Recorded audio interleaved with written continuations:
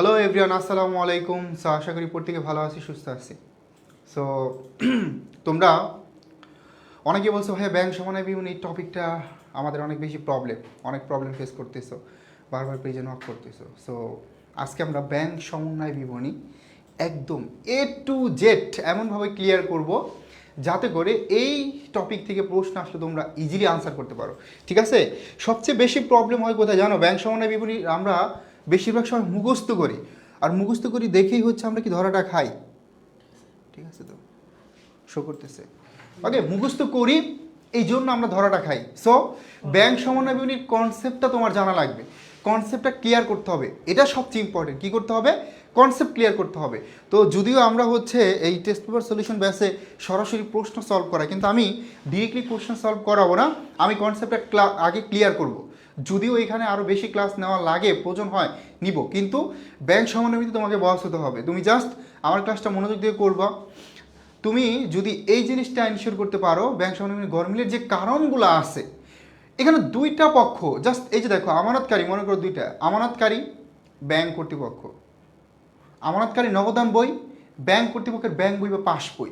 এই যে যে দুইটা বই, এই দুইটা বইয়ের মধ্যে যে ব্যালেন্সটার গড়মিলটা হয়, হ্যাঁ গড়মিলটা হয়, এটা মিলকরণ করাটাই হচ্ছে ব্যাংক সমন্বয় বিবরণী। তাহলে তোমাকে জানা লাগবে যে আসলে গড়মিলের কারণ কোনগুলো এবং কি কারণে হচ্ছে এখানে কম হয়েছে, কারণটা জানা লাগবে, কি করলে মিলবে এটা জানা লাগবে। তাহলে জাস্ট এতটুকু জানতে হবে যে ব্যাংক সমন্বয় বিবরণীর ক্ষেত্রে কে কাজ করলো, কি কাজ করলো, কেন করছে এটাও জানতে হবে। এই কোশ্চেনটাও মাথায় যাতে না থাকে যে হ্যাঁ কেন করছে এটা আমি জানি না, আমি মুখস্থ করছি, এটা যাতে কখনো না মনে হয়। ঠিক আছে?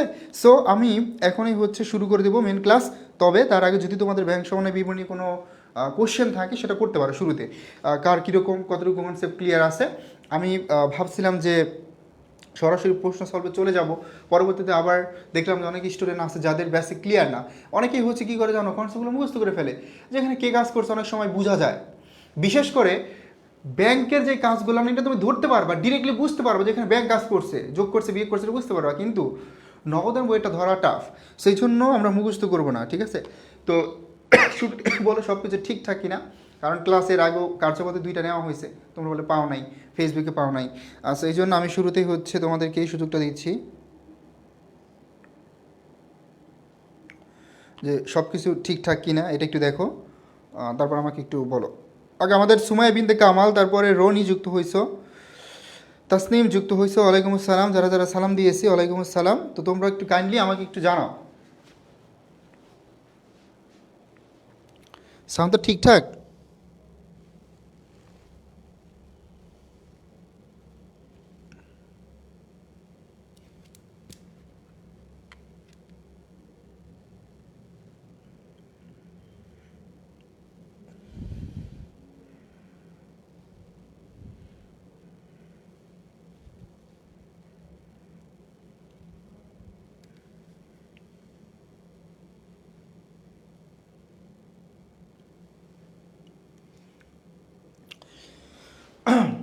দেখো সাউন্ডটা ঠিকঠাক কিনা, সাউন্ডটা ঠিকঠাক থাকলে আমরা শুরু করে দেবো। আর আমি এখানে বেশি সময় নিব না। ঠিক আছে? এখানে বেশি সময় নিব না।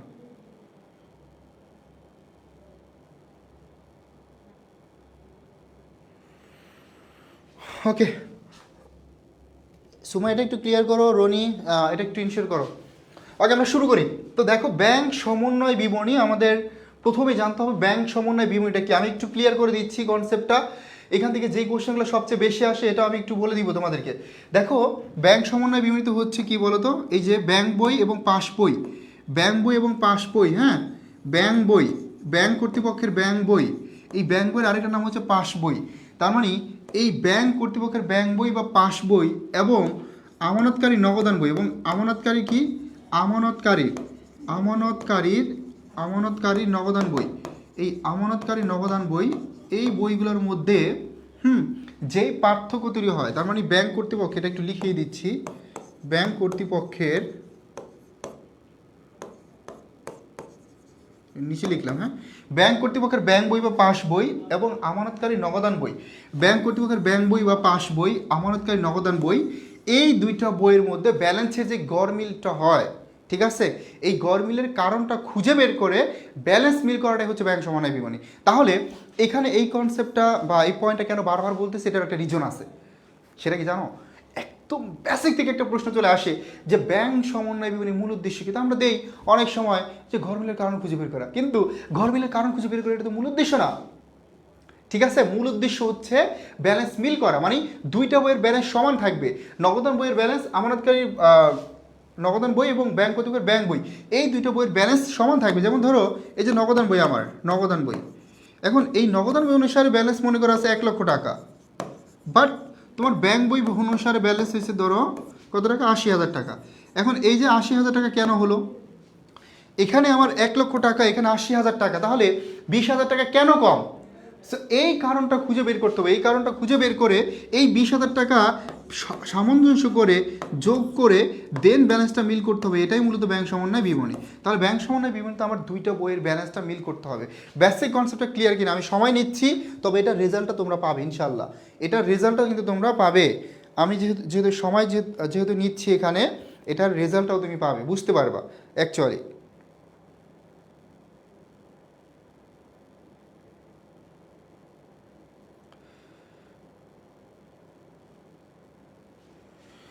ওকে, তাহলে আমরা ক্লিয়ার আশা করি। তাহলে সবার কনসেপ্ট ক্লিয়ার। এখন এখানে গুরুত্বপূর্ণ কিছু প্রশ্ন আসে, প্রতিবারে আসে, এগুলো একটু নোট করো। প্রথমত ব্যাংক সমন্বয় বিবরণী তৈরি করা হয়, মনে রাখবা ব্যাংক সমন্বয় বিবরণী, এই ব্যাংক সমন্বয় বিবরণী যদি প্রশ্ন আসে ব্যাংক সমন্বয় বিবরণী কে তৈরি করেন, ব্যাংক সমন্বয় বিবরণী কে তৈরি করেন, এই প্রশ্ন যদি আসে, তৈরি করেন হচ্ছেন আমানতকারী। এটা আমরা অনেকেই ভুল করি, কেন করি আমি জানি না, কেন করি এটা আমি জানি না, কারণ অনেকে হচ্ছে আমরা ব্যাংক কর্তৃপক্ষ দিয়ে দিই, এবং এটার একটা রিজন আমি যেটা বুঝতে পারলাম, ব্যাংক সমন্বয় বিবরণীতে যেহেতু ব্যাংক শব্দটা উল্লেখ আছে, দ্যাটস আমরা বুঝতে পারি যে এটা অবশ্যই মনে হয় ব্যাংক তৈরি করে, কিন্তু না, মনে রাখবা ব্যাংক সমন্বয় বিবরণী তৈরি করেন ব্যাংক কর্তৃপক্ষ, আমানতকারী।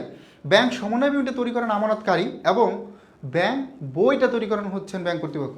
তাহলে ব্যাংক সমন্বয় বিবরণী তৈরি করেন হচ্ছেন আমানতকারী, ব্যাংক সমন্বয় বিবরণী তৈরি করেন আমানতকারী, এটা মনে রাখবা। সেকেন্ড, 2 নম্বর আমাদের জানতে হবে ব্যাংক সমন্বয় বিবরণী তৈরি করা হয় হিসাব বিজ্ঞানের পূর্ণ প্রকাশ নীতি অনুসারে। তাহলে ব্যাংক সমন্বয় বিবরণী তৈরি করা হয় হিসাব বিজ্ঞানের পূর্ণ প্রকাশ নীতি অনুসারে, পূর্ণ প্রকাশ নীতি অনুসারে, এটাও একটু মনে রাখবা। পূর্ণ প্রকাশ নীতি অনুসারে আমরা ব্যাংক সমন্বয় বিবরণী তৈরি করি। তারপর আরেকটা পয়েন্ট মনে রাখবো যে ব্যাংক সমন্বয় বিবরণী এটা কোনো হিসাব নয়। ব্যাংক সমন্বয় বিবরণী এটা কোনো হিসাব নয়, যেমন আমরা রেওমিল করি, খতিয়ান করি, জাবাদা করি, এরকম কোনো হিসাব নয়, জাস্ট এটা একটা বিবরণী। তাহলে ব্যাংক সমন্বয় জাস্ট একটা বিবরণী, ব্যাংক সমন্বয় জাস্ট একটা বিবরণী, ঠিক আছে। তারপর মনে রাখবা এই যে ব্যাংক বই বা পাস বই, এই ব্যাংক বই বা পাস বই, ব্যাংক বই বা পাস বই তৈরি করেন, পাস বই তৈরি করেন হচ্ছেন, ব্যাংক বই বা পাস বই তৈরি করেন হচ্ছেন ব্যাংক কর্তৃপক্ষ। এটা তৈরি করেন ব্যাংক কর্তৃপক্ষ, ব্যাংক বই বা পাস বই, এটা ব্যাংক কর্তৃপক্ষ তৈরি করে। ব্যাংক বই বা পাস বই এটা তৈরি করেন ব্যাংক কর্তৃপক্ষ। আর মনে রাখবা এই যে আমানতকারী যে নগদান বইটা আছে, এই নগদান বই আবার তৈরি করেন কে? এই নগদান বই তৈরি করেন হচ্ছেন আমানতকারী, এই নগদান বই তৈরি করেন হচ্ছেন আমানতকারী, নগদান বই তৈরি করেন কে? আমানতকারী। এই পয়েন্টগুলো মনে রাখবা। তাহলে আমরা কি শিখলাম? আমরা প্রথমত শিখলাম ব্যাংক সমন্বয় বিবরণী তৈরি করেন আমানতকারী প্রথমত, এবং এই কনসেপ্ট আমরা ভুল করি, এটা যাতে কারো ভুল না হয়, ঠিক আছে। তাহলে আমরা কি শিখলাম? ব্যাংক সমন্বয় বিবরণী তৈরি করেন হচ্ছেন আমানতকারী। কে তৈরি করেন? ব্যাংক সমন্বয় বিবরণী তৈরি করেন হচ্ছেন আমানতকারী, মনে থাকবে, ব্যাংক সমন্বয় বিবরণী তৈরি করেন আমানতকারী। তারপরে আমরা শিখলাম ব্যাংক সমন্বয় বিবরণী তৈরি করা হয় হিসাব বিজ্ঞানের পূর্ণ প্রকাশ নীতি অনুসারে। তারপর আরেকটা আমরা পয়েন্ট শিখলাম যে ব্যাংক সমন্বয় বিবরণী এটা কোনো হিসাব নয়, জাস্ট এটা একটা বিবরণী। তারপরে শিখলাম ব্যাংক বই বা পাস বই কে তৈরি করেন, যদি কোশ্চেন আসে, এই ব্যাংক বই বা পাস বই তৈরি করেন হচ্ছেন তোমার ব্যাংক কর্তৃপক্ষ, জাস্ট এটা তৈরি করেন ব্যাংক কর্তৃপক্ষ। সর্বশেষ নগদান বই তৈরি করেন হচ্ছেন কে? নগদান বইটা তৈরি করেন আমানতকারী। That's it. এতটুকু ক্লিয়ার কিনা? আমরা রিল্যাক্সে শিখবো, তবে সব শিখতে হবে, ভালো করে শিখতে হবে। হুমায়রা ওয়ালাইকুম আসসালাম। ওকে, শাকিল, শাকিল অনেকদিন দেখি না, কারণ কি শাকিল? আবির হুসাইন যুক্ত হয়েছে আমাদের সাথে, ওয়ালাইকুম আসসালাম। এতটুকু ক্লিয়ার কিনা? এতটুকু ক্লিয়ার কিনা বলো তো ভাইয়া, পুরো এতটুকু ক্লিয়ার?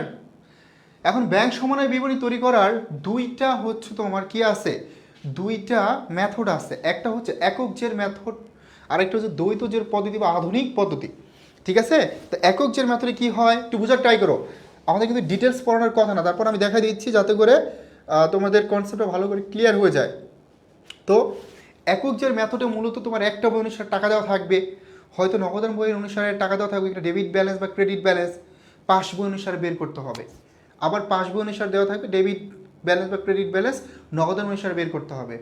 এটাই হচ্ছে তোমার নিয়ম, ঠিক আছে? এটাই হচ্ছে কি নিয়ম। তো এটা আমরা ক্লিয়ার আশা করি। এবার আমরা হচ্ছে আচ্ছা, আমাদের স্লাইড তো অনেকটা চলে আসছে, হোয়াট এভার।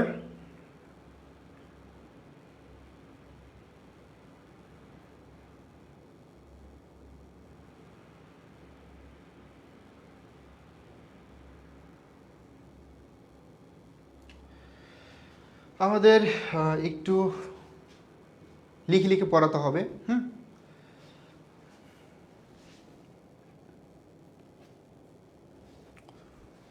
আচ্ছা, তুমি বলছো স্যার দাগানো পিডিএফটা দিয়েন, ওকে ঠিক আছে।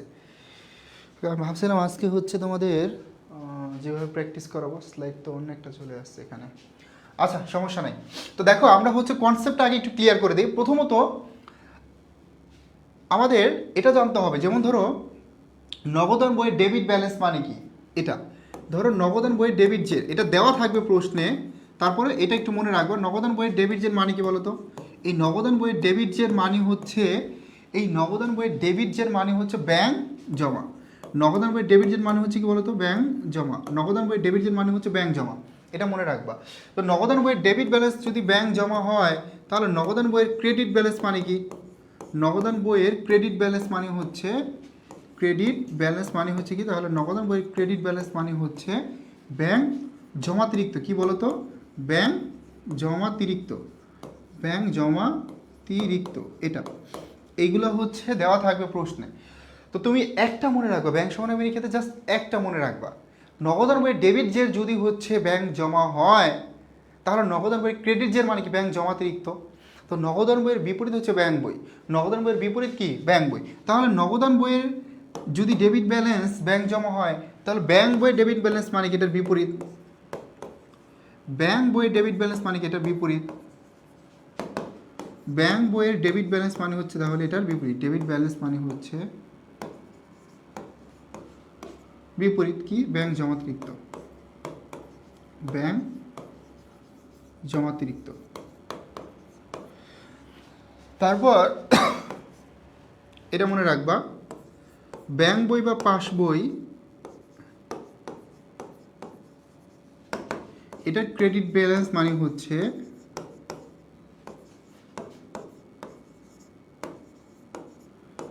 ব্যাংক জমা। এই চারটা কনসেপ্ট মনে রাখতে হবে, এখান থেকে এমসিকিউ প্রশ্ন আসতে পারে। তার মানে নগদান বইয়ের ডেবিট জের আর ব্যাংক বইয়ের কি? ক্রেডিট জের। নগদান বইয়ের ডেবিট, ব্যাংক বইয়ের কি? ক্রেডিট জের, দুইটাই ব্যাংক জমা। আবার নগদান বইয়ের ক্রেডিট জের মানে কি? ব্যাংক বইয়ের ডেবিট জের, ঠিক আছে? তো একটা মনে রাখবা, নগদান বইয়ের ডেবিট জের মানে ব্যাংক জমা, আর নগদান বইয়ের ক্রেডিট জের মানে হচ্ছে ব্যাংক জমাতিরিক্ত। তাহলে ব্যাংক বই অনুসারে কি হবে? সম্পূর্ণ এটার বিপরীত হয়ে যাবে। এতটুকু ক্লিয়ার? আমি খুব ইজিলি শেখাবো তোমাদেরকে, ঠিক আছে? খুব সহজভাবে শেখানো ট্রাই করব, সবাই মনোযোগ দিয়ে শিখবা।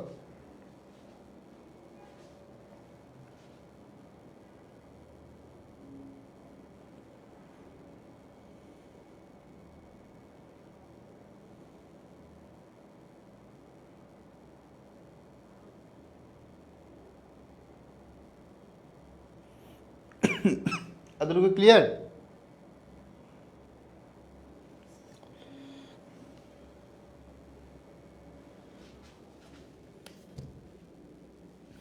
ওকে, সো এতটুকু ক্লিয়ার হইলে আমরা পরবর্তী পেজে চলে যাচ্ছি।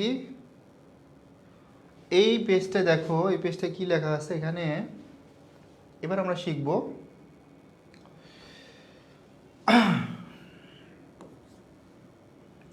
মানে নগদান বইয়ের কাজ।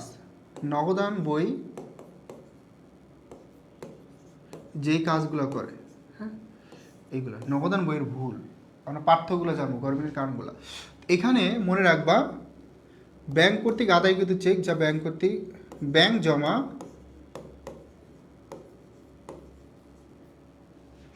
যা ব্যাংক কর্তৃক আদায় হয়নি,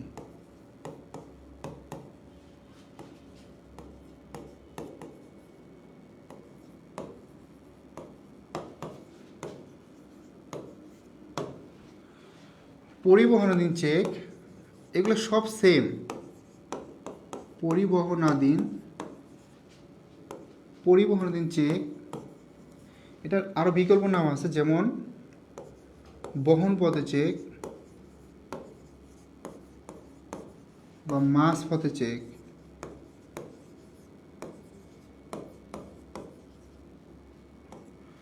তারপর ট্রানজিটে জমাকৃত চেক, ট্রানজিটে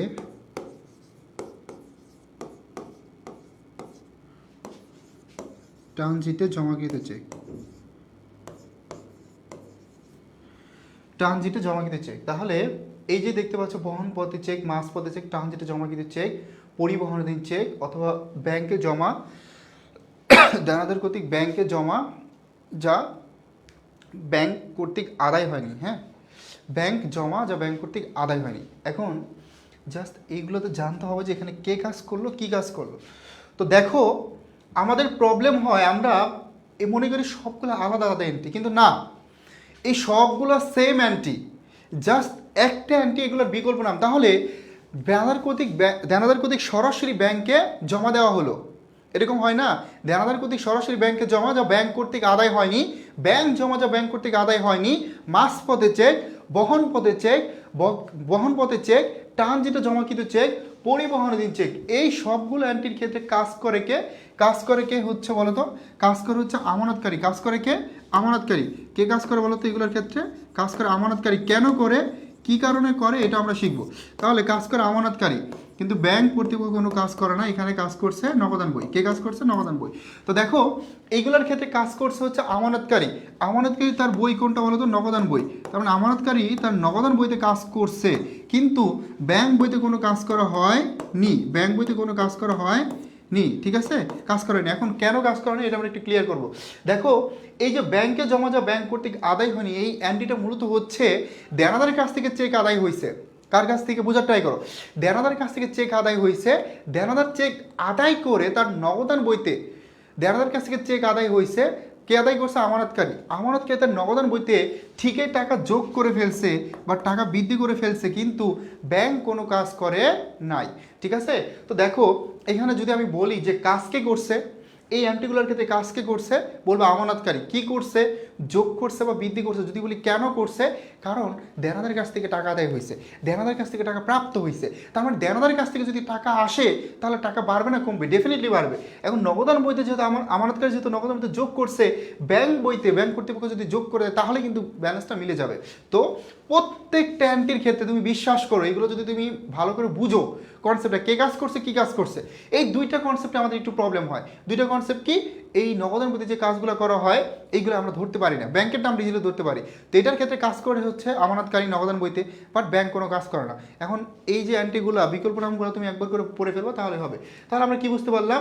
এটা হচ্ছে যে দেনাদারের কাছ থেকে টাকা আদায় হয়েছে, আমানতকারী আদায় করে তার নগদান বইতে ঠিকই টাকা যোগ করছে, কিন্তু ব্যাংক কোনো কাজ করে নাই, তাহলে ব্যাংকের যোগ করতে হবে। এটাই হচ্ছে মাস পথে চেক, বহন পথে চেক, মানে পরিবহনাধীন।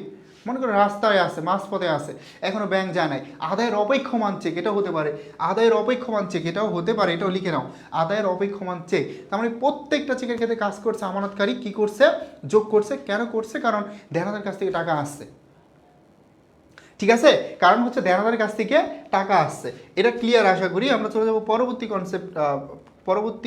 কনসেপ্ট আমরা শিখবো। এখানে জাস্ট একটা শেখাবো, আর বাকিগুলো জাস্ট আমি একবার করে বলে দিব, সরাসরি কোশ্চেন সলভে চলে যাব। তো দেখো এখানে কি আছে। এখানে মনে করো এই পয়েন্টটা তোমার জানা লাগবে, সেটা হলো এই যে ইস্যুকৃত চেক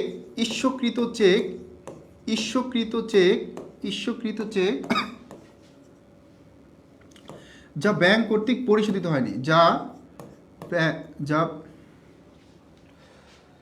ইস্যুকৃত চেক যা ব্যাংক কর্তৃক পরিশোধিত হয়নি। ইস্যুকৃত চেক যা ব্যাংক কর্তৃক পরিশোধিত হয়নি, ইস্যুকৃত চেক যা ব্যাংক কর্তৃক পরিশোধিত হয়নি, এটা। তারপর এটার বিকল্প নাম আছে, মনে করো বকেয়া চেক, বকেয়া এবং অনাদায়ী চেক। বকেয়া বা অনাদায়ী চেক, বকেয়া বা অনাদায়ী চেক। তারপর আছে মনে করো অপরিশোধিত চেক। এখন দেখো এইগুলোর ক্ষেত্রে কে কাজ করছে? এইগুলোর ক্ষেত্র কাজ করছে, এইগুলোর ক্ষেত্র কাজ করছে আমানতকারী। এইগুলোর ক্ষেত্র কাজ কি করছে বলো তো? আমানতকারী। এখন এটা হচ্ছে সম্পূর্ণ বিপরীত। কার বিপরীত? ওই যে আমরা যেই মাঝপথের চেক বা পরিবহন চেক শিখলাম, এটার বিপরীত। তো আমানতকারী নগদান বইতে এবার কাজ করছে, কিন্তু ব্যাংক কর্তৃপক্ষের ব্যাংক বইতে কোনো কাজ করা হয়নি। এখন দেখো এই যে ইস্যুকৃত চেক যা ব্যাংক কর্তৃক পরিশোধিত হয়নি, এটা আসলে কি? ইস্যুকৃত চেক যা ব্যাংক কর্তৃক পরিশোধিত হয়নি, এটা হচ্ছে মূলত পাওনাদারকে টাকা পরিশোধ করে, পাওনাদারকে টাকা পরিশোধ করে আমানতকারী তার নগদান বইতে টাকা ঠিকই মাইনাস করছে, কিন্তু ব্যাংক কোনো কাজ করে নাই। এটাই হচ্ছে মূলত ইস্যুকৃত চেক যা ব্যাংক কর্তৃক পরিশোধিত হয়নি। তাহলে ইস্যুকৃত চেক যা ব্যাংক কর্তৃক পরিশোধিত হয়নি, এটা কি? ইস্যুকৃত চেক যা ব্যাংক কর্তৃক পরিশোধিত হয়নি, এখানে কাজ কে করছে? কাজ করছে হচ্ছে আমানতকারী। কি করছে? যোগ করছে, বিয়োগ করছে। কারণ পাওনাদারকে টাকা পরিশোধ করলে আমার টাকা কি করবে? হ্রাস পাবে। কি করবে? হ্রাস পাবে। তাহলে এখানে কাজ করছে আমানতকারী, কি করছে? নগদান বই থেকে বিয়োগ করছে। কেন বিয়োগ করছে তোমরা সবাই জানো, কারণ হচ্ছে আমরা জানি পাওনাদারকে টাকা পরিশোধ করলে টাকা কমে যায়। এখন দেখো এই যে গরমিলের কারণটা হয়েছে কারণ একটা পক্ষ কাজ করছে, আমানতকারী নগদান বইতে কাজ করছে, কিন্তু ব্যাংক বইতে কোনো কাজ করা হয়নি। এই জন্য ব্যাংক বইতেও কী করতে হবে? বিয়োগ করতে হবে, তাহলে কিন্তু আমার ব্যালেন্সটা মিলে যাবে। ঠিক আছে? তো বিকল্প নামগুলো তোমাদের পড়ে ফেলতে হবে।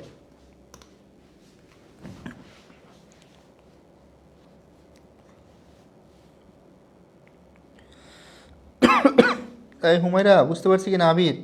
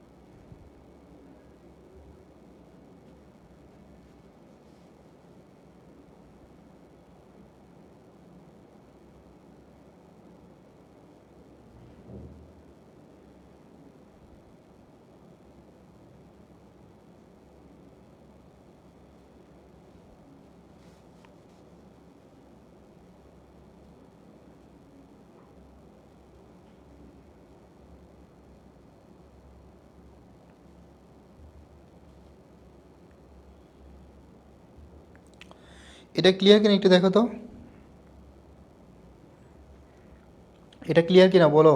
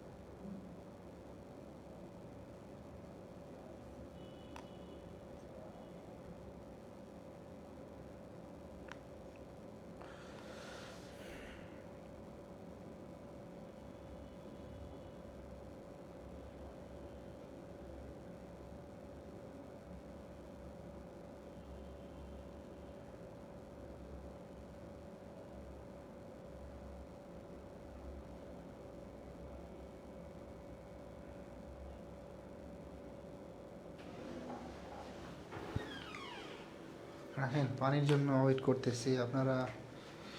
দেখো এতটুকু নোট করা হয়েছে কিনা, হয়েছে এটা?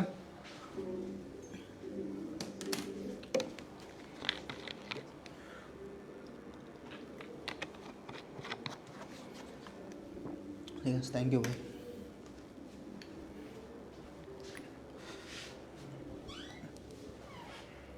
এই দুইটা কনসেপ্টে ইম্পর্টেন্ট, আমি একটু সময় দিলাম এখানে, বাকিগুলো আমি দেখাই দিব, ঠিক আছে? বাকিগুলো আমি দেখাই দিব, কোনো টেনশন নাই। আর এখানে আমরা সময় নিলাম এই জন্য যাতে করে তোমার কনসেপ্টটা ক্লিয়ার হয়। ওকে, হুমায়রা বলছো clear, thank you very much. তো দেখো, অপরিশোধিত চেকের ক্ষেত্রে ইস্যুকৃত চেক যা ব্যাংক কর্তৃক পরিশোধিত হয়নি, বিকল্প নাম জাস্ট বকেয়া চেক, অনাদায়ী চেক, প্রত্যেকটার ক্ষেত্রে কাজ করা আমানতকারী কি করছে? বিয়োগ করছে। কেন করছে? কারণ এখানে টাকা মাইনাস করছে, পাওনাদারকে পরিশোধ করছে, এই জন্য।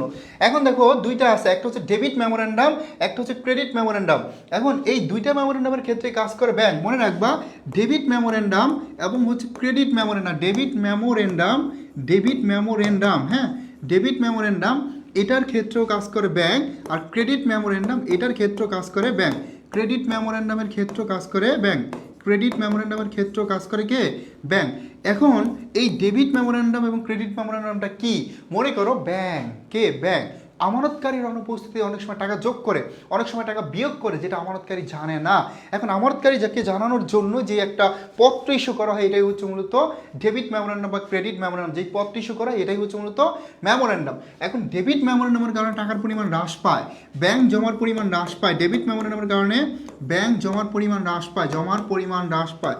এখন তোমার জানতে হবে জমার পরিমাণ হ্রাস পায় যে কোনটা হচ্ছে মেইনলি তোমার, কোন এন্ট্রির কারণে ব্যাংকে জমার পরিমাণ হ্রাস পাবে, কোনটার কারণে ব্যাংক জমার পরিমাণ বৃদ্ধি পাবে। ক্রেডিট মেমোরেন্ডামের কারণে ব্যাংক জমার পরিমাণ বৃদ্ধি পায়, ব্যাংক জমার পরিমাণটা তখন বৃদ্ধি পায় ক্রেডিট মেমোরেন্ডামের কারণে। ব্যাংক জমার পরিমাণ তখন কি করে? তখন হচ্ছে বৃদ্ধি পায়। একটা হচ্ছে হ্রাস পেলো, একটা হচ্ছে বৃদ্ধি পেলো। তাহলে এটাই মূলত হচ্ছে কি ডেবিট মেমোরেন্ডাম, ক্রেডিট মেমোরেন্ডাম। এখন ডেবিট মেমোরেন্ডামের কারণে ব্যাংক জমার পরিমাণ হ্রাস পায়, হ্রাস পায় কি কিসে কিসে বলো তো? যেমন মনে করো তুমি পাওনাদারকে টাকা পরিশোধ করলে হ্রাস পাবে, পাওনাদারকে কোনো বিল পরিশোধ করলে হ্রাস পাবে, লভ্যাংশ পরিশোধ করলে কি করবে? টাকা হ্রাস পাবে। ব্যাংক চার্জ ধার্য করলে কি হবে? টাকা হ্রাস পাবে। ব্যাংক জমাতিরিক্ত সুদ ধার্য করলে টাকা হ্রাস পাবে। এইগুলো হচ্ছে ডেবিট মেমোরেন্ডাম। সহজ ভাষায় ডেবিট মেমোরেন্ডামের টাকার পরিমাণ কি করে? হ্রাস পেয়ে যায়। আর ক্রেডিট মেমোরেন্ডামের টাকার পরিমাণ কি করে? বৃদ্ধি পেয়ে যায়। ওকে, সো এতটুকুই হচ্ছে জানা লাগবে। তারপরে মনে করো আমাদের আর দুইটা জানা লাগবে। এনএসএফ চেক, খুবই ইম্পর্টেন্ট, ফুল মিনিংটা চলে আসবে। এনএসএফ এটা হচ্ছে not sufficient fund, not sufficient fund. NSF মানে হচ্ছে নট সাফিসিয়েন্ট ফান্ড, এনএসএফ মানে হচ্ছে নট সাফিসিয়েন্ট ফান্ড, ঠিক আছে? এনএসএফ মানে কি? Not sufficient fund. আর আরেকটা হচ্ছে কি? প্রত্যাখিত চেক। কি বলতো? প্রত্যাখিত চেক, প্রত্যাখিত চেক। এই প্রত্যাখিত চেকের আরেকটা নাম হচ্ছে রিজেক্টেড চেক, আরেকটা হচ্ছে কি? Rejected cheque. তার মানে এইগুলোর ক্ষেত্রে কাজ করে হচ্ছে ব্যাংক, এইগুলোর ক্ষেত্রে মনে রাখবো, এইগুলোর ক্ষেত্রেও কাজ করে ব্যাংক, এইগুলোর ক্ষেত্রে কাজ কি করে? ব্যাংক কাজ করে কি করে? ব্যাংক কাজ করে কি করে বলো তো? বিয়োগ করে। ব্যাংক কি কাজ করে? বিয়োগ করে দেয়। That's it. এই ছিল আমাদের কনসেপ্ট, এগুলা ক্লিয়ার। এবার আমরা ধুমসে প্রশ্ন সলভ করব, পাশাপাশি তোমাদেরকে দেখাবো বিগত সালে, বিশেষ করে 2025 সালে কোন টাইপের প্রশ্নগুলো আসছে, ঠিক আছে? আর এর আগে আমি যেই তোমার স্লাইডটা পাঠাইছি, এখানে যে প্রশ্নগুলো আছে এখান থেকে আমি কিছু কোশ্চেন তোমাদেরকে সলভ করে দিচ্ছি।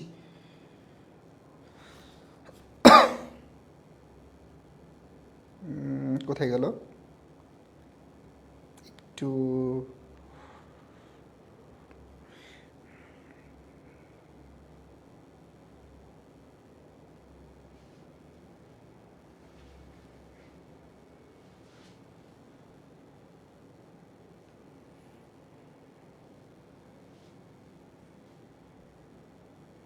আর তোমাদের এটা আমি লিখে লিখে পড়লাম, আর এখানে চমৎকার করে দেওয়া আছে, একদম ডিটেলস একবার করে পড়লেই হবে, ঠিক আছে?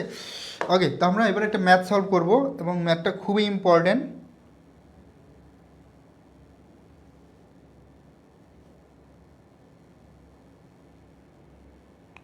আমি দুইটা ম্যাথ তোমাদেরকে সলভ করে দিব, দুইটা ম্যাথ সলভ করে দিব, হ্যাঁ?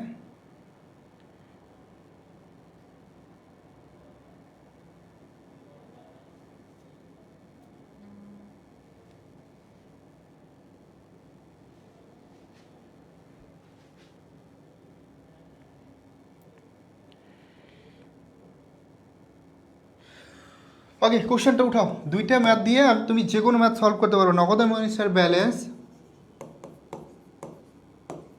নগদান বই অনুসারে ব্যালেন্স, বই অনুযায়ী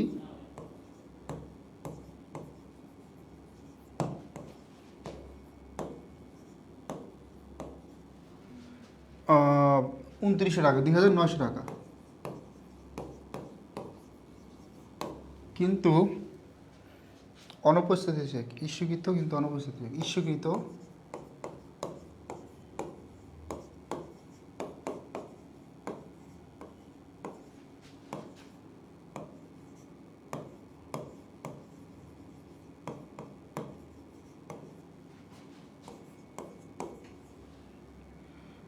800 টাকা। তারপর ব্যাংক কর্তৃক আদায়কৃত বিল, ব্যাংক কর্তৃক আদায়কৃত বিল,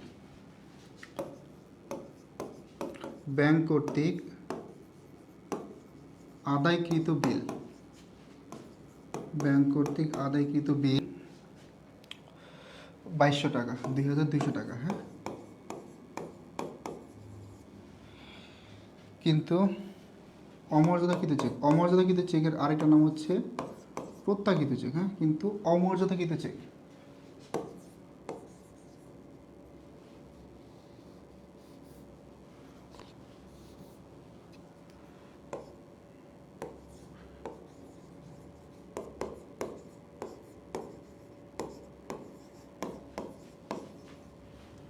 $3,900 টাকা হলে, সরি 3,090 টাকা হলে পাস বই অনুসারে ব্যালেন্স কত হবে? পাস বইয়ের অনুসারে ব্যালেন্স কত হবে?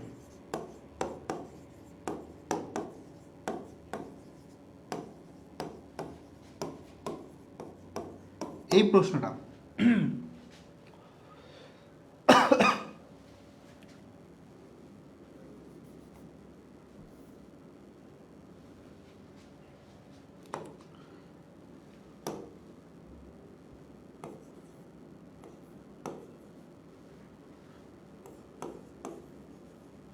ওকে, এবার তোমরা এটা একটু ট্রাই করো তো, দেখি পারো কিনা।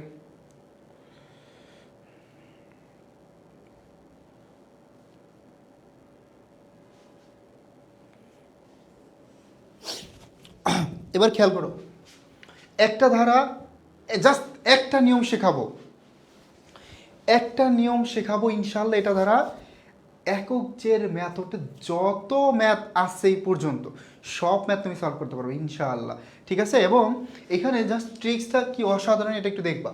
দেওয়া আছে নগদান অনুসারে ব্যালেন্স, তো অনেক সময় আমাদের নগদান অনুসারে ব্যালেন্স দেওয়া থাকে, অনেক সময় ব্যাংক বই বা পাস বই অনুসারে ব্যালেন্স দেওয়া থাকে। তো যদি নগদান অনুসারে ব্যালেন্স দেওয়া থাকে তাহলে ব্যাংক বই অনুসারে টাকা বের করতে হয়, আবার ব্যাংক বই অনুসারে দেওয়া থাকলে নগদান অনুসারে টাকা বের করতে হয়। তাহলে দেখো ভাইয়া, নগদান অনুসারে টাকা দেওয়া থাকলে আমার ফর্মুলাটা হচ্ছে এ মাইনাস বি প্লাস, এ মাইনাস বি প্লাস, জাস্ট এই একটা ফর্মুলা। তোমার এগুলোতে কোনো প্রবলেম হবে না আর কখনোই।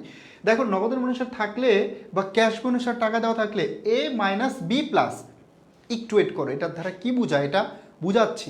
তাহলে ব্যাংক অনুসারে যদি টাকা দেওয়া থাকে তখন ফর্মুলাটা কি চেঞ্জ হবে? তখন ফর্মুলা কি হয়ে যাবে?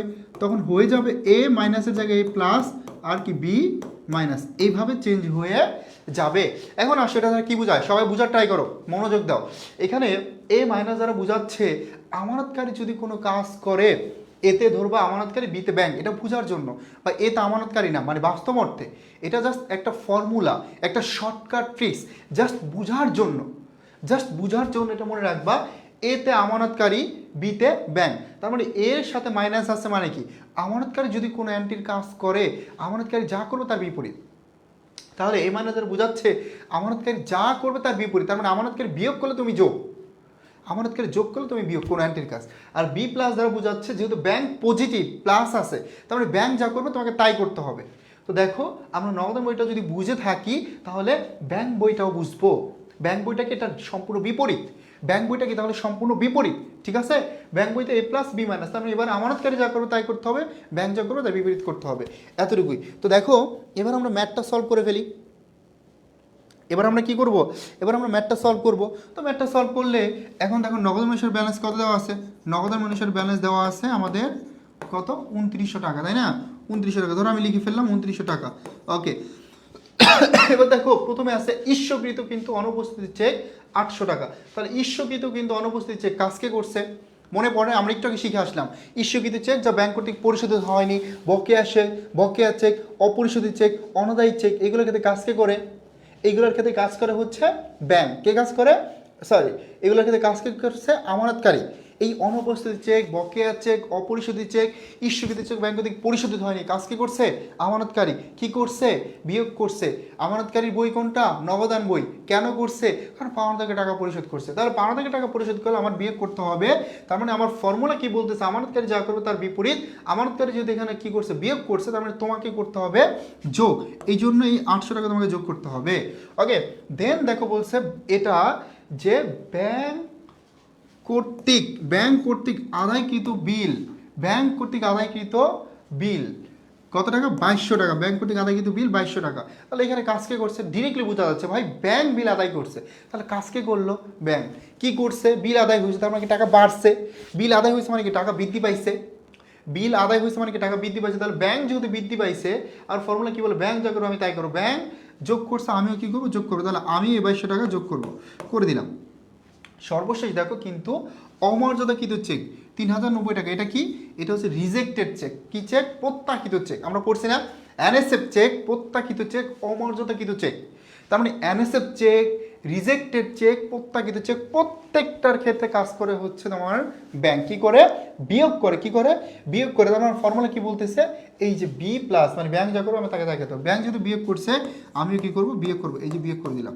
তাহলে দেখো আমাদের পাস বই অনুসারে টাকা আসবে 2810 টাকা, পাস বই অনুসারে ব্যালেন্স বের হবে 2810 টাকা। এই পাস বই অনুসারে তার মানে আমি ব্যালেন্স পেলাম 2810, পাস বই অনুসারে তাহলে ব্যালেন্স কত পাবো, এই পাস বই অনুসারে ব্যালেন্স পাবো 2810 টাকা। ক্লিয়ার? তো দেখো এই জাস্ট ফর্মুলাটা মনে রাখবা। আবার মনে করো আমরা এই যে পাস বই বা ব্যাংক মনীষের টাকা বের করলাম, পাস বই বা ব্যাংক মনীষের টাকা পেলাম আমরা কত, পেলাম হচ্ছে 2810।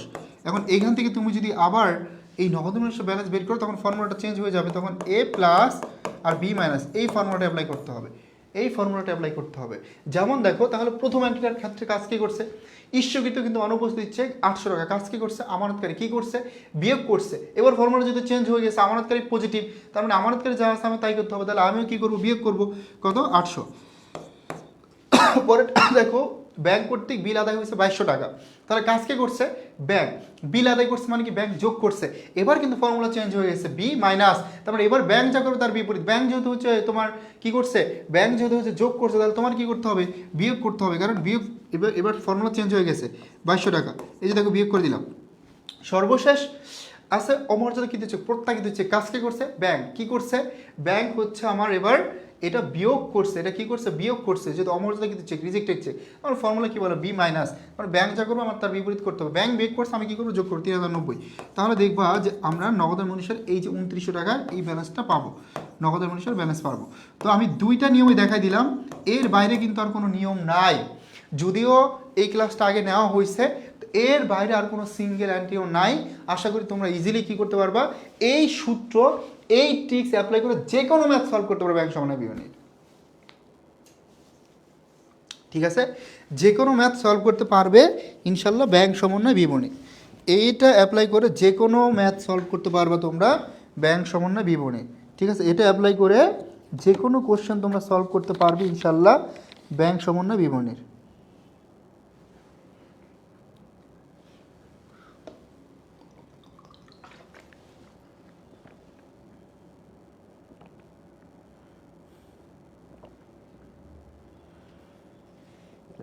ইয়েস, আমাদের আবির বলছে এ মানে আমানতকারী বি মানি ব্যাংক। হ্যাঁ, এটাও তুমি মনে রাখতে পারো, তবে এটা তোমার জাস্ট একটা ফর্মুলা মনে রাখার জন্য, এটা কিন্তু তোমার বইয়ের কোনো সূত্র ছিল না, এটা জাস্ট মনে রাখার জন্য এই ফর্মুলাটা, এতটুকুই।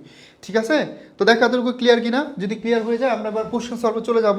তো আমার একটু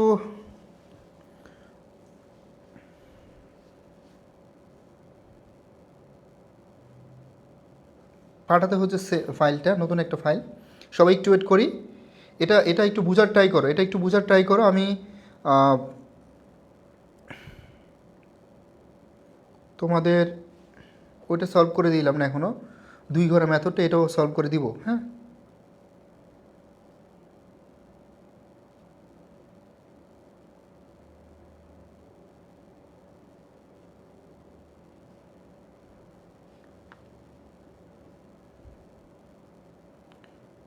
সবাই একটু ওয়েট করি, আমার হয়ে গেছে এখানে। হুম, একটু ওয়েট করো, ফাইলটা আমি পাঠিয়ে দিচ্ছি।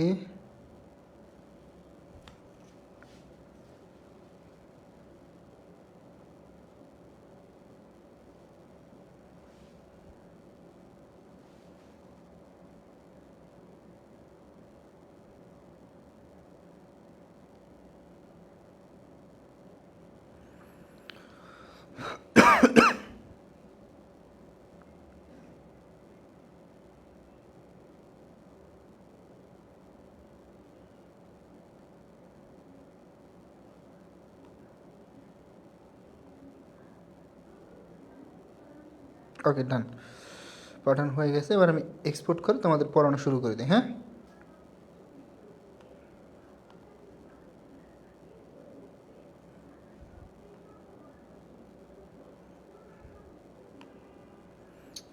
আমার যতটুকু মনে পড়ে তোমাদের এগুলো পড়ানো হয়েছে, এই জন্য আমি এই ফাইলে যেই কোশ্চেনগুলো দেওয়া আছে এগুলো পড়াচ্ছি না।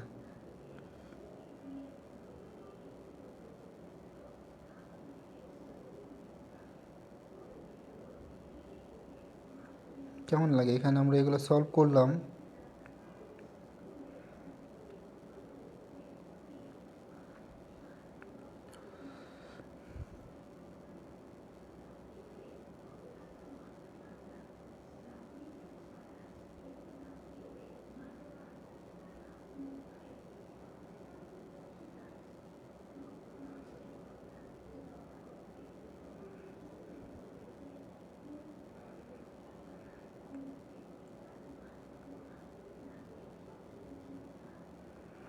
এই হুমায়রা সাথে সাথে বলতে হবে, কোনটা বুঝো নাই এটা সাথে সাথে বলতে হবে। আর আজকে এখানের যে প্রশ্নগুলো আছে এগুলো আমরা সলভ করি।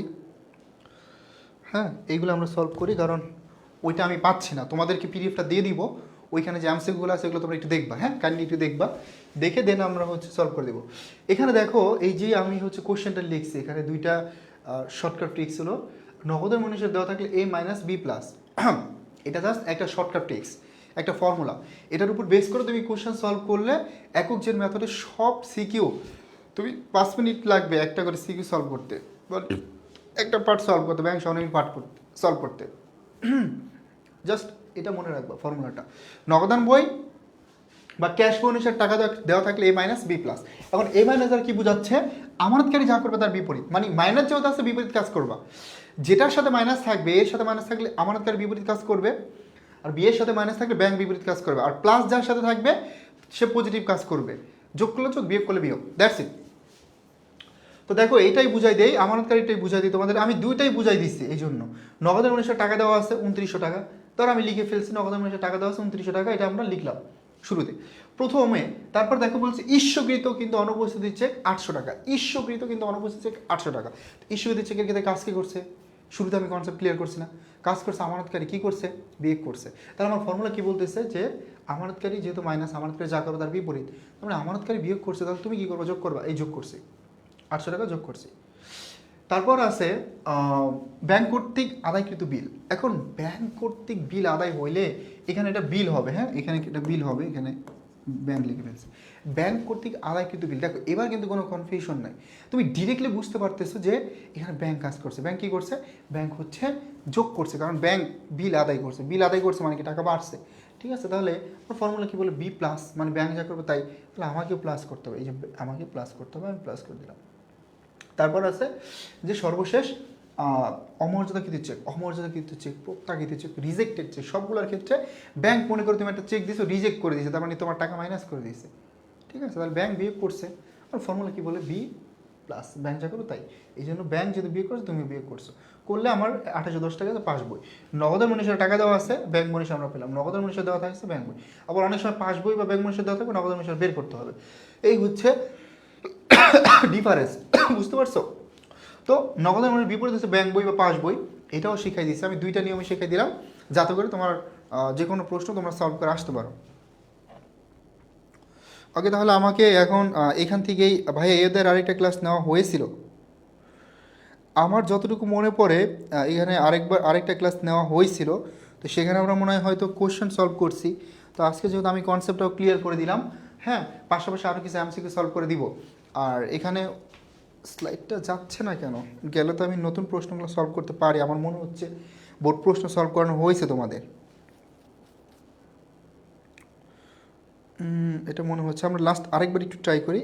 হ্যাঁ, আরেকবার একটু ট্রাই করি।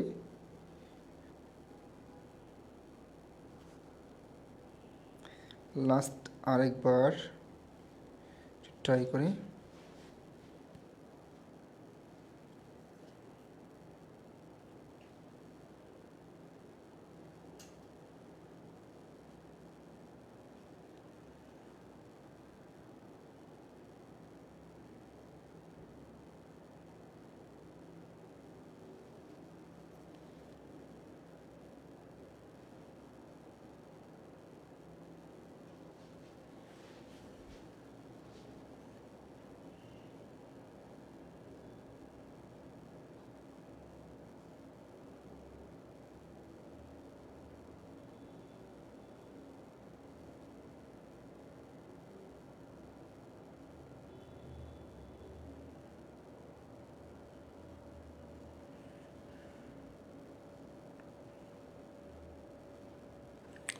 সরি ভাই, একটু হলো তোমাদের টাইম নষ্ট হচ্ছে।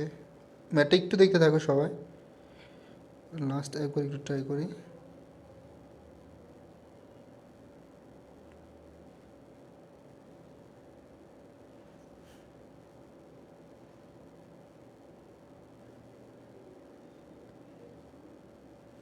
ওকে, হয়েছে।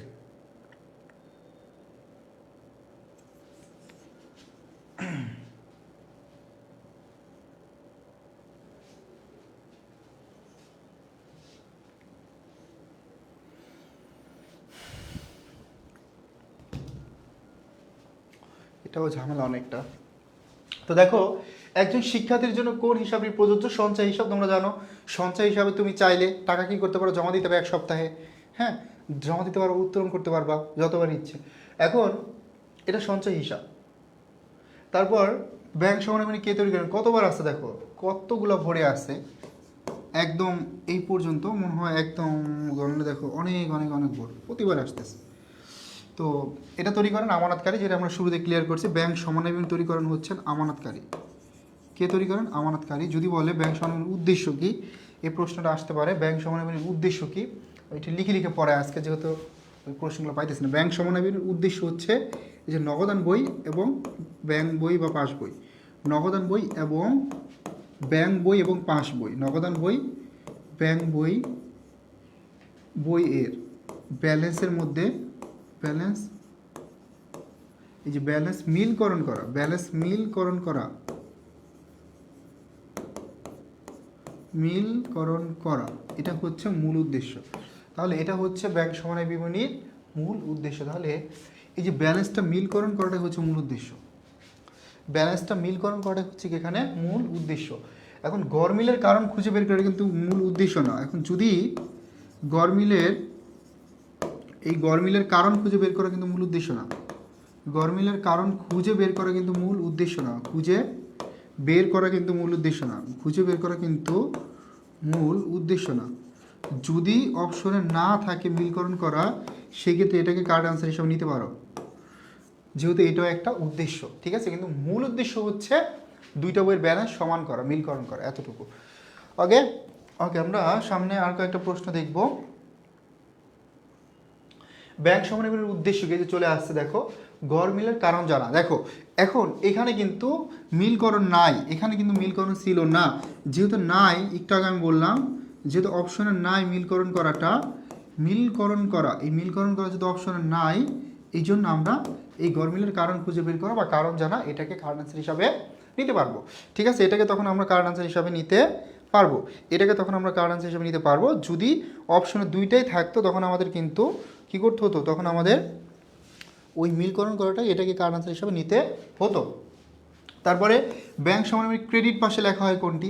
দেখো ব্যাংক বিবরণী আমরা জানি নগদান বইয়ের ডেবিট জের মানে ব্যাংক জমা, নগদান বইয়ের ডেবিট জের মানে ব্যাংক জমা, আর ব্যাংক বইয়ের ক্রেডিট জের মানে কি ব্যাংক জমা। ব্যাংক বইয়ের ক্রেডিট জের মানে হচ্ছে ব্যাংক জমা। তাহলে এই ব্যাংক বিবরণী ক্রেডিট পাশে লেখা হয় কোনটা? ব্যাংক জমা লেখা হয়। যেহেতু ব্যাংক নগদান বইয়ের ডেবিট জের আর ব্যাংক বিবরণী কি ক্রেডিট জের। নগদান বইয়ের ডেবিট জের মানে ব্যাংক জমা, আর নগদান বইয়ের ক্রেডিট জের মানে কি ব্যাংক জমা।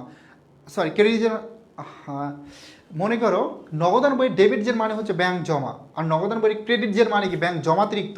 তাহলে ব্যাংক বইটা বিপরীত।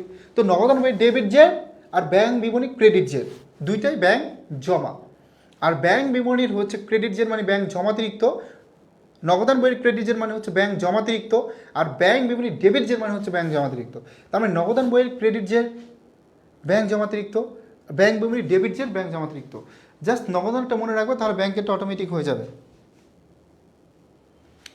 নগদানেরটা মনে রাখবো, তাহলে ব্যাংকেরটা অটোমেটিক হয়ে যাবে।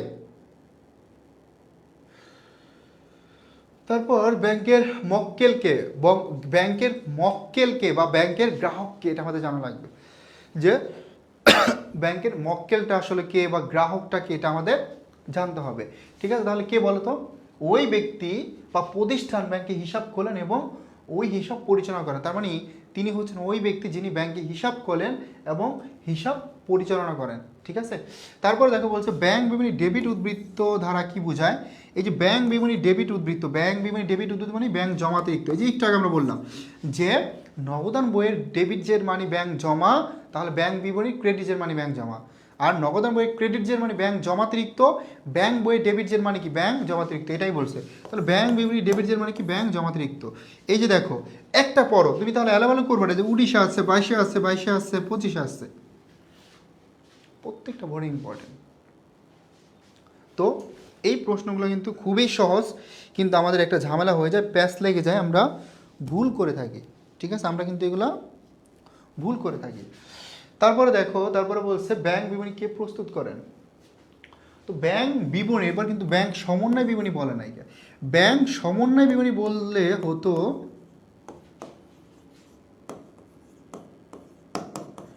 ব্যাংক সমন্বয় বিবরণী যদি বলতো তখন হতো আমানতকারী। ব্যাংক সমন্বয় বিবরণী বললে হতো আমানতকারী। ব্যাংক সমন্বয় বিবরণী বললে হতো আমানতকারী। ব্যাংক সমন্বয় বিবরণী বললে কি হতো? আমানতকারী। ব্যাংক সমন্বয় বিবরণী বললে হতো আমানতকারী। ব্যাংক সমন্বয় বিবরণী বললে হতো আমানতকারী।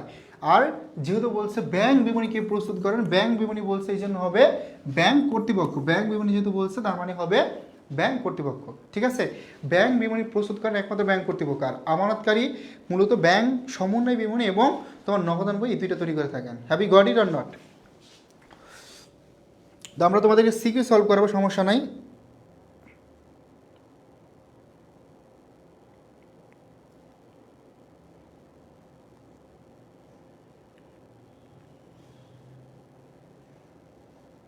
ওকে, আমরা তোমাদেরকে সিকিউ সলভ করে দেবো, কোনো প্যারা নাই।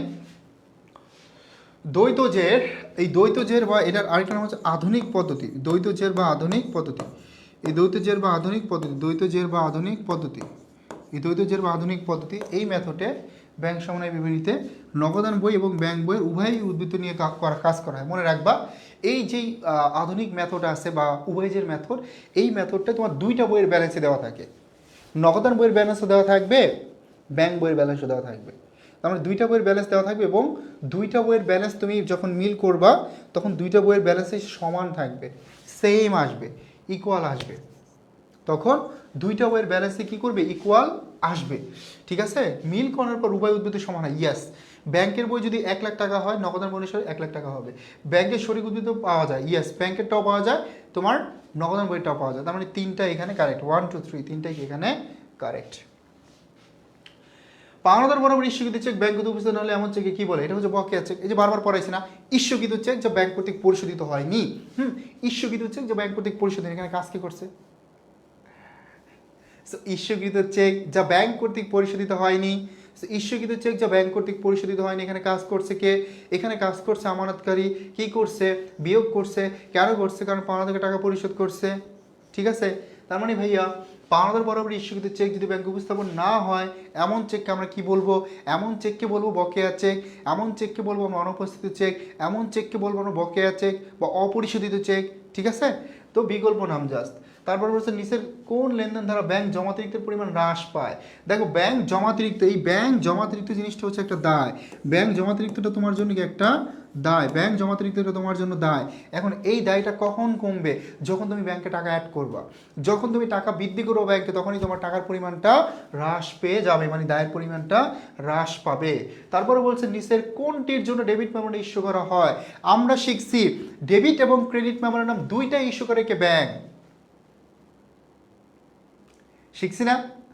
দুইটাই কে ইস্যু করে? দুইটা ইস্যু করে ব্যাংক। তার মানে ডেবিট মেমোরেন্ডাম এবং ক্রেডিট মেমোরেন্ডাম দুইটা ইস্যু করে হচ্ছে ব্যাংক। ঠিক আছে? ডেবিট মেমোরেন্ডাম এবং ক্রেডিট মেমোরেন্ডাম দুইটা ইস্যু করে ব্যাংক। ডেবিট মেমোরেন্ডামের কারণে টাকার পরিমাণ হ্রাস পেয়ে যায়, আর ক্রেডিট মেমোরেন্ডামের টাকার পরিমাণ বৃদ্ধি পেয়ে যায়। এখন কোন কোন অ্যান্টির কারণে টাকা বৃদ্ধি পায়, কোন কোন অ্যান্টির কারণে টাকা হ্রাস পায়, এটা হয়তো আমরা সবাই ভালো জানি, জানি কি না? তো এই জিনিসটাই আমাদের অ্যাপ্লাই করতে হবে। তাহলে নিচের কোনটির জন্য ডেবিট মেমোরেন্ডাম ইস্যু করা হয়? ব্যাংক কর্তৃক ধার্যকৃত সার্ভিস চার্জ, ব্যাংক কর্তৃক মঞ্জুরকৃত শুধু ক্রেডিট মেমোরেন্ডাম, ব্যাংক কর্তৃক প্রাপ্য নোটের টাকা দেয়, এটাও ক্রেডিট মেমোরেন্ডাম, ব্যাংক কর্তৃক বিনিয়োগের সুদ আদায়, এটাও credit memorandum. Have we got it or not? ঠিক আছে? তাহলে ব্যাংক কর্তৃক ধার্যকৃত সার্ভিস চার্জ এটা একটা ডেবিট মেমোরেন্ডাম, কারণ সার্ভিস চার্জের কারণে ব্যাংক তোমাকে সেবা দিচ্ছে। যদি বলে ব্যাংক সেবা দিল, এই সেবা তোমার জন্য আয় না, এই সেবা তোমার জন্য ব্যয়, সার্ভিস চার্জ। তাহলে আমরা আরও কিছু ডেবিট মেমোরেন্ডাম উদাহরণ বলি, পারি কিনা? পাওনাদারকে টাকা পরিশোধ করছে, লভ্যাংশ প্রদান করছে, বিলের টাকা পরিশোধ করছে, এগুলো সব হচ্ছে তোমার কি? ডেবিট মেমোরেন্ডাম, কারণ এগুলোর কারণে টাকার পরিমাণ হ্রাস পাচ্ছে। ঠিক আছে? NSF, not sufficient fund, not sufficient fund অনেকবার লিখে দিয়েছে, খুবই ইম্পর্টেন্ট, খুবই ইম্পর্টেন্ট, পড়ে ফেলবা। Not sufficient, not sufficient fund.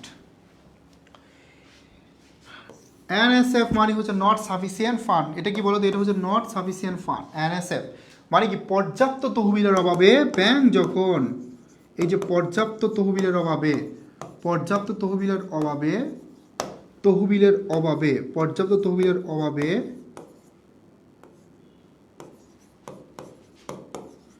Bank যখন,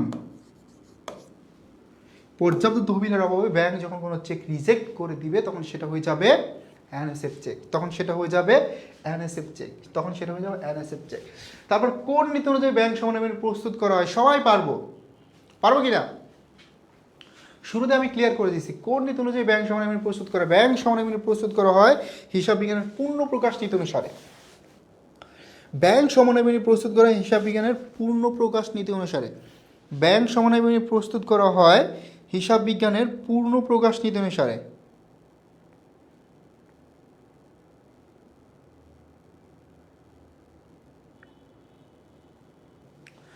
ব্যাংক সমন্বয় প্রস্তুত করা হয় হিসাব বিজ্ঞানের পূর্ণ প্রকাশ নীতি অনুসারে। আমরা এটা ক্লিয়ার করছি, ব্যাংক সমন্বয় প্রস্তুত করা হয় হিসাব বিজ্ঞানের পূর্ণ প্রকাশ নীতি অনুসারে।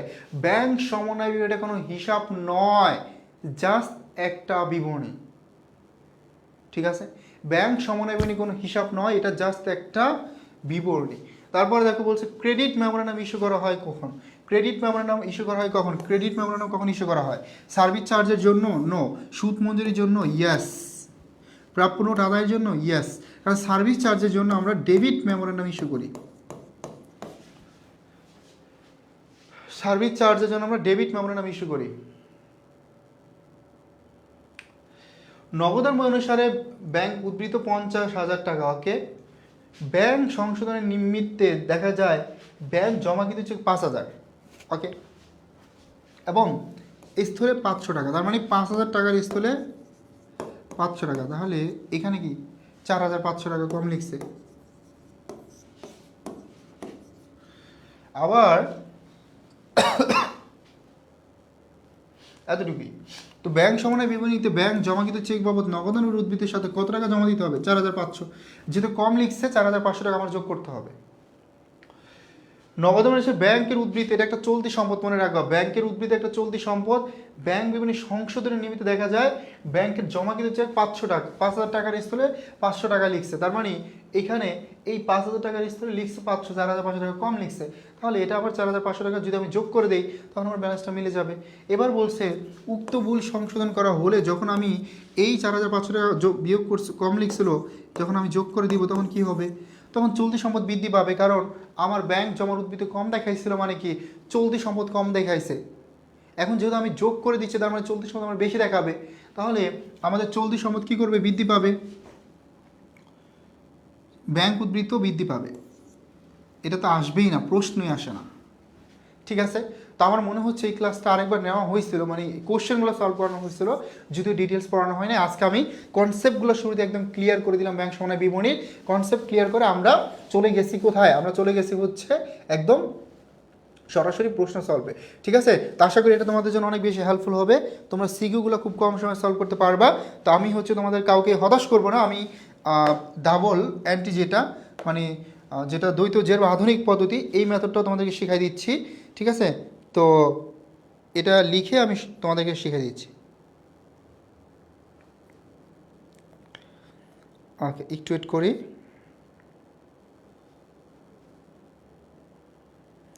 এই প্রশ্নটা লিখে তোমাদেরকে আমি সলভ করে দিচ্ছি।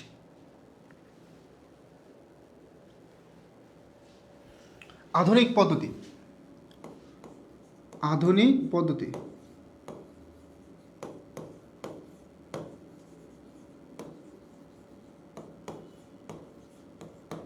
আধুনিক পদ্ধতি। একটা কোশ্চেন উঠাও, দুইটা মেথড তোমাদেরকে শেখাই দিলাম, আশা করি আর কখনোই ভুল হবে না। এটা 2 নম্বর ম্যাথ, এটা লিখো ব্যাংক জমা,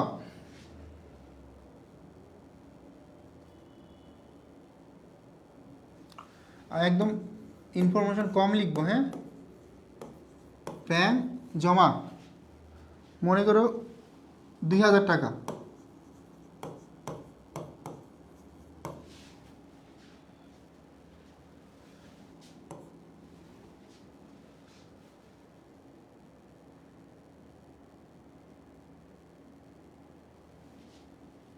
আচ্ছা একটু চেঞ্জ করি, হ্যাঁ, ওদের অ্যামাউন্টটাই দেই, তা নাহলে আবার গরমিল হতে পারে। 1,951.20 টাকা,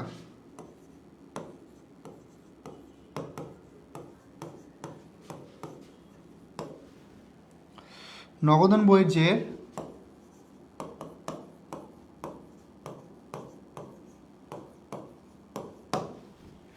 নগদন বইয়ের যে 1869.60 মানে 60 টাকা, পরিবহন দিন জমা,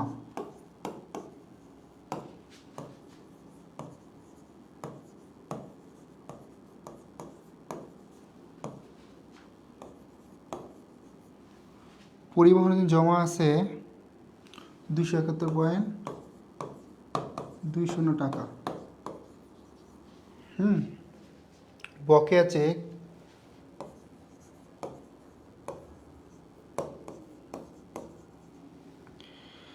427.20 টাকা, এনএসএফ চেক 61.20 টাকা, সার্ভিস চার্জ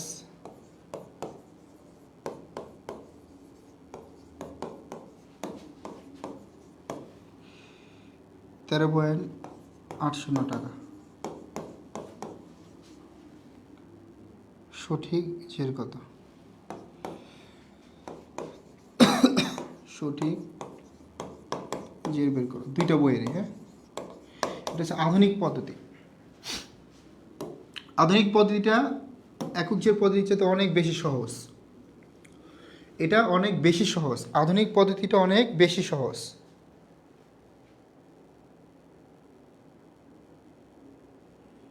এটা কিন্তু অনেক বেশি সহজ। ঠিক আছে, এটা কিন্তু তোমাদের জন্য অনেকটা বেশি সহজ।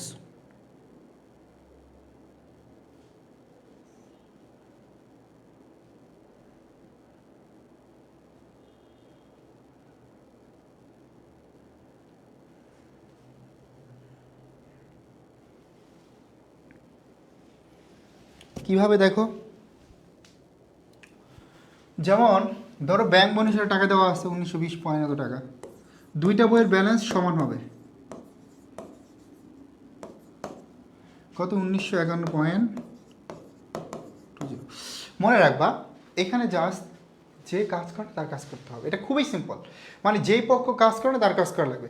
ধরো আমরা ব্যাংক বোনাসে প্রথমে ব্যালেন্স নিছি, তার মানে ব্যাংক বোনাসে যদি ব্যালেন্স নিলাম, ব্যাংক বইতে যে কাজগুলো হয়ে গেছে অলরেডি সেটা করা লাগবে না, ব্যাংক বইতে যে কাজগুলো হয় না সেটা করা লাগবে, ঠিক আছে? তার মানে ভাইয়া আমরা পড়ি, দেখো নগদান মনীষের জের এটা অনুসারে আমরা বের করবো একটু পরে।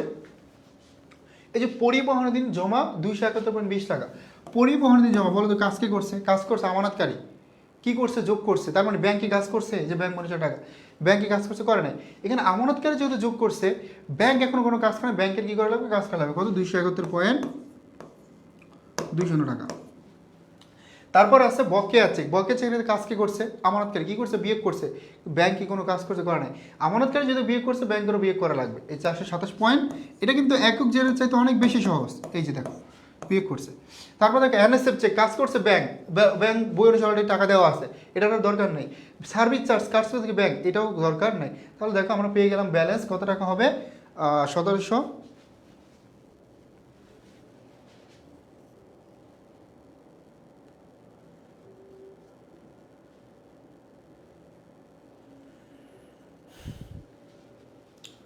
এটা হয়ে গেল। এখন মনে কর আমরা আরও একটা করি, সেটা হচ্ছে ব্যাংক মনীষার জের বের করলাম। তো এই পাশে লিখতে সুবিধা হয় বেশি, হ্যাঁ এই পাশে লিখে দিই। এবার নগদান মনীষারের ব্যালেন্সটা বের করি। নগদান মনীষার কত দেওয়া আছে দেখো, 1869.60, 1869.60। এই যে দেখো কতটা সহজ। এবার দেখো যেহেতু নগদান মনীষার ব্যালেন্স দেওয়া আছে, তার মানে প্রথম কাজটা পরিবহন চেক 271.20 টাকা। এই পরিবহন চেকের ক্ষেত্রে কাজ করছে কি? আমানতকারী, অলরেডি আমানতকারী কাজ করে ফেলছে নগদান বইতে, এটা করা দরকার নেই। তারপর দেখো বকেয়া চেক, এখানেও কাজ করছে আমানতকারী, আমানতকারীর বই অনুসারে টাকা দেওয়াই আছে। তারপর এনএসএফ চেক, কাজ কি করছে? কাজ করছে ব্যাংক, কি করছে? বিয়োগ করছে। তার মানে এই যে আমানতকারী নগদান বই থেকে বিয়োগ করতে হবে কত? 61.20, 61.20 বিয়োগ করতে হবে। তারপর সার্ভিস চার্জ, কাজ কি করছে? ব্যাংক কাজ করছে, কি করছে? বিয়োগ করছে। তারপরে নগদান বই থেকে বিয়োগ করতে হবে 1380 টাকা। এই যে দেখো এখানে জাস্ট কি করতে হবে? জাস্ট তোমার যে কাজ করে না তার কাজ করা লাগবে, এতটুকুই। 1794, দুইটা বইয়ের ব্যালেন্সে দেখো মিল সমান আছে, 1794.60, 1794.60, দুইটা বইয়ের ব্যালেন্সে সমান আসবে। ওকে, তাহলে আমরা আজকে এখানেই শেষ করব। সবাই ভালো থাকো ভাইয়া, পুরা সুস্থ থাকো আর পড়াশোনা করো ঠিকঠাক মতো। আর যদি তোমাদের কোনো প্রশ্ন থাকে সেটা আমাকে করবা।